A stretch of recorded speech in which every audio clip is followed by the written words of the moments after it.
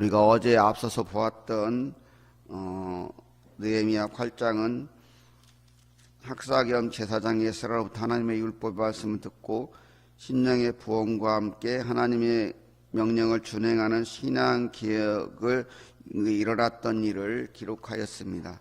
그리고 이 사건 이후에 이를 이어서 커다란 회개 운동이 일어났는데 그 회개 운동에 대한 기록이 오늘의 본문입니다.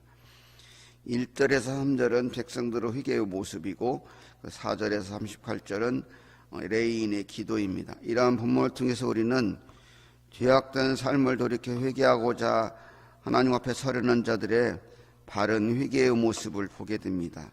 우리가 바른 회개의 모습은 어떠한 것일까요? 먼저는 바른 회개의 모습은 철저하고 온전한 회개의 모습입니다. 먼저 이스라엘 백성들은 회개하며 기도하기 위하여 다 모였습니다. 회개를 위하여 온 이스라엘이 함께 마음과 뜻을 합하여 모이는 일이 중요합니다. 그리고 금식하였습니다. 금식은 육신의 힘을 공급하는 곡기를 끊음으로써 오직 하나님께만 도움을 의지하겠다는 마음의 자세입니다. 그리고 굵은 베옷을 입고 티끌을 무릅썼습니다. 이는 고대 근동에서 큰 슬픔과 애통을 나타낼 때의 이런 그 행위입니다. 그리고 요나서를 우리가 보면은 요나가 하나님의 말씀을 이렇게 니느웨에 전했을 때 니느웨 백성들도 왕부터 심지어 동물들까지도 이렇게 죄를 뒤집어쓰고 베옷을 입고 하나님께 회개하였습니다. 그리고 이방 사람들과 절교하였습니다. 진정한 회개는 잘못된 삶의 전환이 반드시 동반되어야 되는데 하나님께 나아가는 데 방하게 되는 요소들, 그리고 하나님께서 기뻐하시지 않은 것들을 끊어내는 것을 의미합니다. 그리고 하나님의 말씀을 들었습니다. 하나님의 말씀을 비추어서 나의 현재를 점검하고 그럴 때 나의 죄악된 모습이 드러나게 됩니다. 이렇게 죄악된 모습이 드러나자 자복하고 회개하였습니다. 그리고 이 회개 후에 기쁨으로 하나님께 경배하고 하나님을 예배하였습니다. 진정한 회개의 끝에는 항상 큰 기쁨과 감사로 찬양과 하나님을 찬양하고 경배하기가 따르게 됩니다. 이렇게 이스라엘은 하나님 앞에서 철저하고 온전한 회개로 나갔습니다. 이렇게 우리의 바른 회개의 모습도 이렇게 철저하고 온전한 회개의 모습이 있어야 합니다. 둘째로 하나님께만 소망을 두어야 합니다. 4절에서 38절까지 언급되는 레위인의 기도는 5절에서 6절은 창조주 하나님에 대한 찬양, 그리고 7절에서 8절은 하나님께서 아브라함과 언약하신 사실과 이를 신실하게 지킨 하나님에 대한 찬양, 그리고 9절에서 23절은 이스라엘 하나님의 은혜의 능력으로 출애굽하였지만 늘 완고하고 하나님께 반항했던 조상들을 이스라엘에 대한 고백, 그리고 24절에 31절은 그러함에도 언약에 신실하신 하나님께서 이스라엘이 가나안 땅을 차지하게 하시고 큰 복을 누리게 하셨다는 고백입니다. 그러함에도 불순종한 이스라엘에게 징계하셨음을 고백합니다. 그리고 32절에 37절은 그들의 이러한 죄들을 자복하면서 공고한 중에 있는 자신들에게 하나님께서 긍휼을 잊지 않으시기를 호소하고 있습니다. 하나님께서는 창조주시고 만물을 보존하시며 이스라엘의 죄에도 불구하고 은혜를 베푸시고 그들의 죄를 사하여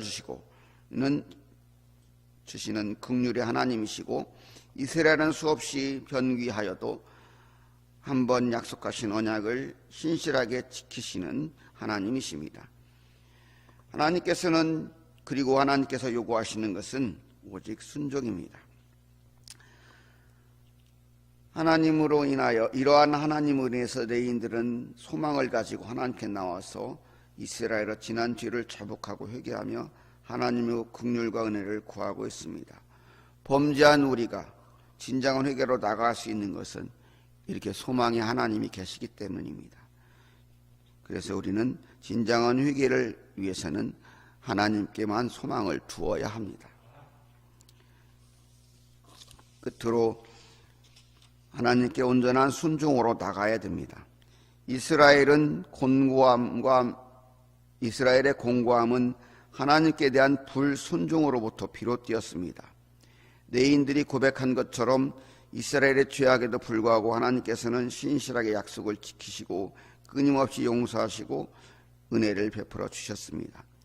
이스라엘로부터 하나님의 말씀을 들음으로 말씀의 준행과 회개의 신앙 계획을 이룬 이스라엘은 이제 하나님 앞에 새롭게 견고한 언약을 세우고 그 언약에 함께한 자들의 명단을 함께한 자들이 그 언약을 임봉하였습니다. 그들은 이 언약을 철저하게 지키겠다는, 순종의 자세로 나가겠다는 각오였습니다. 우리가 읽은 것처럼 그들의 임봉한 사람들이 딱 기록되어 있습니다. 우리가 오늘 이 본문을 읽으면서 그러한 느낌을 느끼셨는가 모르지만은 이스라엘 백성들은 그 지난날의 그 이스라엘의 역사가 파노라마처럼 샥 지나가고 있어요. 아, 그때 그랬지, 그때 이랬어. 그러면서 지난 우리 조상들이 이러한 일들을 겪었으면서 우리가 지금 현재 이 위치에 있고 이러한 일을 겪었고 그랬다는 것을 쫙 생각하고 있는 거예요. 그냥 읽는 게 아니고. 그러면서 이제는 우리가 다시는 그러한 과오를 저지르지 않게 해서 그 언약을 새롭게 견고한 언약을 세웠다. 그리고 반드시 지키겠다는. 결국에는 회개의 끝에는 순종이 따르는 거예요. 하나님께서 요구하시는 것도 순종이에요. 하나님께서는 저도 자녀들이 있으니까 아무리 잘못하고 미워도 때로는 휘추를 들고 그러더라도 지금부터 잘하면 돼.